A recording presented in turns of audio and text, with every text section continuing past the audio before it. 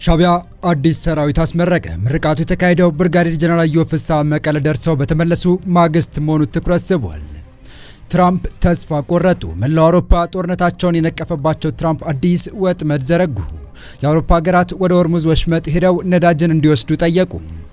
የነዳጅ ስርጭት ጥብቅ መምሪያ ወጣ። ነዳጅ አቅራቢዎች ከኢትዮጵያ ጋር የገቡትን ውል እያቋረጡ ነው። ከኢትዮጵያ ሊከፈትብኝ ይችላል ላለው ጥቃት ከኢትዮጵያ የውስጥ ታጣቂዎች ጋር በመሆን እየተዘጋጀ እንደሆነ የሚነገርለት ሻቢያ አሁን ደግሞ በሀገር ውስጥ የሚያደርገው ዝግጅት አጠናቅሮ በመቀጠል አዲስ ሰራዊት ማስመረቁ ተሰምቷል። ይህ መረጃ የተሰማው የሻቢያ ቀኝ እጅ እንደሆኑ የሚነገርላቸው ብርጋዴር ጀነራል ኢዮብ ፍስሐ መቀለ ደርሰው ከህወሓት ከፍተኛ የጦር መሪዎች ጋር መክረው በተመለሱና ህወሓት ወታደራዊ አደረጃጀቱ እና ከፍተኛ የጦር መሪዎቹ ላይ ሽግሽግ ማድረጉ በተሰማ ማግስት መሆኑ ደግሞ ትኩረት ስቧል።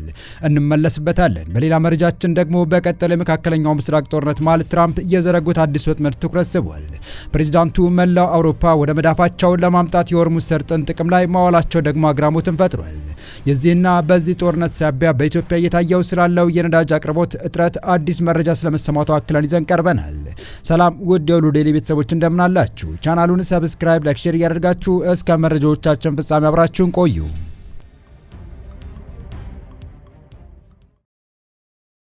ሻቢያ አዲስ ሰራዊት ማስመረቁ ተሰምቷል። ምርቃቱ የተካሄደው ብርጋዴር ጀነራል ኢዮብ ፍስሐ መቀለ ደርሰው በተመለሱ ማግስት ጀነራል ታደሰ ወረደ ደግሞ በድንገት የሻቢያ ሰራዊት ወደ ተቆጣጠረው ቀጠና አምርተው ከሻቢያ ወታደራዊ አመራሮች ጋር ከመከሩ በኋላ መሆኑ ትኩረት ስቧል። የኤርትራ ሀዳስ ጋዜጣ ዛሬ ያወጣው ዘገባ እንዳመላከተው ሻቢያ አዳዲስ ሰልጣኞችን አስመርቋል። ብሔራዊ አገልግሎት በሚል የዳቦ ስም የግዳጅ ወታደራዊ ስልጠና የሚሰጠው ሻቢያ በዚሁ ግዳጅ ያሰለፋቸውን ተማሪዎች አስመርቋል። የኢሳያስ አፈወርቂ አገዛዝ ባለፈው ዓመት ከኮሌጅ የተመረቁ ተማሪዎችን ለ6 ወራት የግዳጅ ወታደራዊ ስልጠና ሰጥቶ ከሰሞኑ ማስመረቁን የሻቢያ ልሳን ሀዳስ ጋዜጣ ዘግቧል። የተማሪዎቹ የግዳጅ ወታደራዊ ምርቃት የተካሄደው የባህራችን ባለቤቶች እኛ ራሳችንን በሚል መፈክር ታጅቦ ነው ተብሏል። ሻቢያ ተማሪዎችን ባስመረቀበት መድረክ ስለ ባህር ባለቤትነት በማሰማት ኢትዮጵያ ያነሳችውን አሰብን የማስመለስ ጥያቄ የፈጠረበትን ፍርሃት በአደባባይ ገልጿል። ምርቃቱ የተካሄደው የሻቢያና ህወሓት ጽምዶ የመጨረሻው የጦርነት ዝግጅት ማጠናቀቁ እየተነገረ ባለበት ወቅት ነው። ባለፈው የካቲት ወር መጨረሻ ቀናት የኤርትራ ከፍተኛ ወታደራዊ መኮንኖች መቀለ መግባታቸውን አፍሪካን ኢንተለጀንስ መዘገቡ የሚታወስ ነው። እንደ ዘገባው ከሆነ በብርጋዴር ጀነራል ኢዮብ ፍስሐ የተመራና ሌሎች ከፍተኛ ወታደራዊ መኮንኖችን ያካተተ ልዑካን ቡድን በትግራይ ክልል ርዕሰ መዲና መቀለ ተገኝተዋል። ልዑኩ መቀለ ከተማ ከመግባቱ ባለፈ ከክልሉ የሰላምና ጸጥታ ቢሮ ኃላፊ ጀነራል ፍስሐ ኪዳኑ ወይም ማንጁስ ጋር ውይይት ማድረጋቸውን ሪፖርቱ ጠቁሟል።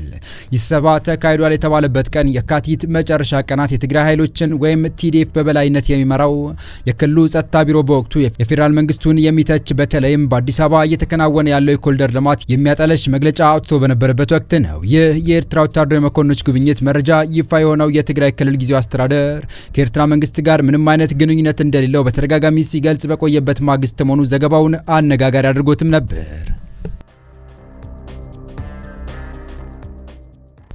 በቀጣይ መረጃ የኢራን ጦርነት ከታሰበው በላይ ሆኖ ድጋፋቸውን ያሳጣቸው ትራምፕ ከሰሞኑ እያወጧቸው ያሉ መረጃዎችና ውሳኔዎቻቸው ሰውየው ተስፋ ቆረጥ ወይ ማስባል ጀምረዋል። መላው አውሮፓ ጦርነታቸውን የነቀፈባቸው ትራምፕ አዲስ ወጥመድ ዘረጉ።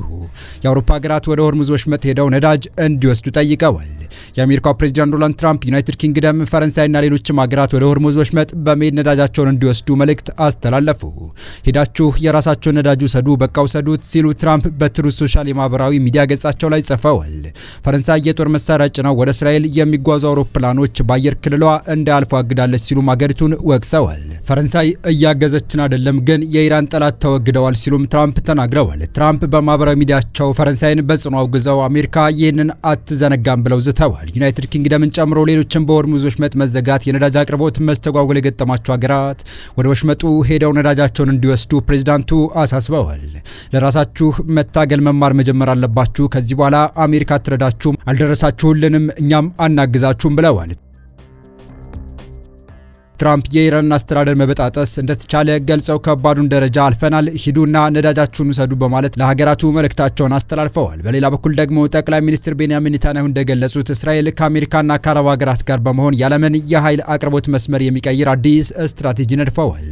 እቅዱ ኢራን የንግድ መስመሮችን ለመዝጋት እንደ ማስፈራሪያ የምትጠቀምበትን የፋርስ ባህረ ሰላጤ መውጫ በመዝለል የነዳጅና የጋዝ ቧንቧዎችን በሳውዲ አረቢያ በኩል ወደ ቀይ ባህርና ወደ እስራኤል የሜዲተራኒያን ወደቦች ማገናኘት ላይ ያተኮረ ነው። የታላቅ የጂኦፖለቲካ እርምጃ የኢራንን ቀጠናዊ ተጽዕኖ በእጅጉ የሚቀንስ ሲሆን እስራኤልን ደግሞ ለዓለም አቀፍ የነዳጅ ፍሰት ቁልፍ መውጫ በማድረግ የኢኮኖሚና የደህንነት ትስስሩን ያጠናክረዋል። ኔታንያሁ ሀሳቡን ሳቢ ሲሉ የገለጹት ሲሆን ፕሮጀክቱ ተግባራዊ ከሆነ የመካከለኛው ምስራቅ የንግድ ካርታ ሙሉ በሙሉ እንደሚቀይረው ይጠበቃል።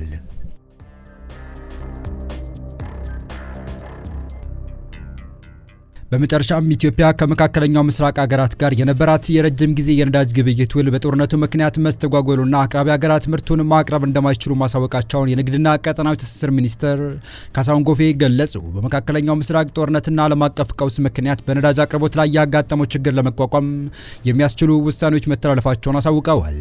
የነዳጅ አቅርቦትና ስርጭት የሚከታተል እርምጃ የሚወስድና የነዳጅ ቅድሚያ የሚሰጣቸውን ዘርፎች የሚለይ ልዩ ክፍል መቋቋሙን ይፋ አድርገዋል። ኢትዮጵያ ከመካከለኛው ምስራቅ ሀገራት ጋር የነበራት የረጅም ጊዜ የነዳጅ ግብይት ውል በጦርነቱ ምክንያት መስተጓጎሉን ገልጸዋል። አቅራቢ ሀገራት ምርቱን ማቅረብ እንደማይችሉ ማሳወቃቸውን አመልክተዋል። በዚህም ምክንያት በግዢ ሂደት ላይ የነበረ ከ180 ሺህ ሜትሪክ ቶን በላይ ነዳጅ አለመቅረቡን ጠቅሰዋል። በጦርነቱ አለመረጋጋት ምክንያት በነጭ ናፍጣ ላይ የነበረው የቀን አቅርቦት ከ9.2 ሚሊዮን ሊትር ወደ 4.5 ሚሊዮን ሊትር ዝቅ ማለቱን ተናግረዋል። ያጋጠመው የነዳጅ አቅርቦት እጥረት ለመቋቋም ከዛሬ ጀምሮ ተግባራዊ የሚሆን የቅድሚያ አሰጣጥ ውሳኔ መተላለፉን ይፋ አድርገዋል። በዚህም ነዳጅ የሚያጓጉዙ ተሽከርካሪዎች በማደያ የቅድሚያ እንዲሰጣቸው ከፍተኛ አምራችና የኤክስፖርት ድርጅቶች በቀጥታ ልዩ ትኩረት የሚሹ የመንግስትና የግል ፕሮጀክቶችን በቀጥታ የገቢና ወጪ ንግድን ጨምሮ መሰረታዊ የፍጆታ ምርቶችን የሚያጓጉዙ ተሽከርካሪዎች፣ ግብርናን የሚያዘምኑ ትራክተሮች፣ የከተማና ሀገር አቀፍ የብዙሃን ትራንስፖርት ተሽከርካሪዎች፣ በናፍጣ የሚሰሩ የህዝብ ማመላለሻ ተሽከርካሪዎች ነዳጅን በቅድሚያ እንዲያገኙ ተብሏል። ከዚህ ውጪ የሚደረግ የነዳጅ ስርጭት ተገቢ ባለመሆኑ እርምጃ ይወሰዳል ሲሉ አስጠንቅቀዋል። ሚኒስትሩ አክለውም ህብረተሰቡ ነዳጅን በቁጠባ እንዲጠቀም የታዳሽ ኃይል አማራጮችን የመጠቀም ስልትን እንዲከተል የእግር ጉዞ ባህልን እንዲያጎለብት አላስፈላጊ የጉዞ ፕሮግራሞችን እንዲሰርዝና እንዲያቆም የህዝብ ትራንስፖርትን እንዲጠቀም በነዳጅ ግብይት ላይ የሚስተዋሉ ህገወጥ ተግባራትን እንዲያጋልጥ ከመንግስት ጋርም ተባብሮ እንዲሰራ ጥሪ ቀርቧል። በተያያዘ መረጃ የኢትዮጵያ አየር መንገድ በመካከለኛው ምስራቅ እየተካሄደ በሚገኝ ጦርነት ምክንያት የነዳጅ እጥረት እንዳላጋጠመው አስታወቀ። አየር መንገዱ በጦርነቱ ሳቢያ በረራዎችን አካሂዶ የሚያስፈልገው ነዳጅ ለማግኘት አስቸጋሪ ቢሆንበትም ከተለያዩ ካላቸው አማራጮች ነዳጅ እያገኘ መሆኑን አስታውቋል። የሆርሙዝ ወሽመጥ መዘጋትን ተከትሎ መጠነኛ ጊዜያዊ ጫና ቢፈጠርም ከአየር መንገዱ ወጪ 45 በመቶን የሚሸፍነው ነዳጅ ከመንግስት ጋር በመነጋገር የአውሮፕላን ነዳጅ ከአማራጭ ቦታዎች እየተገዛ እየቀረበለት በመሆኑ ምንም አይነት በረራ አለመቋረጡን አመላክቷል።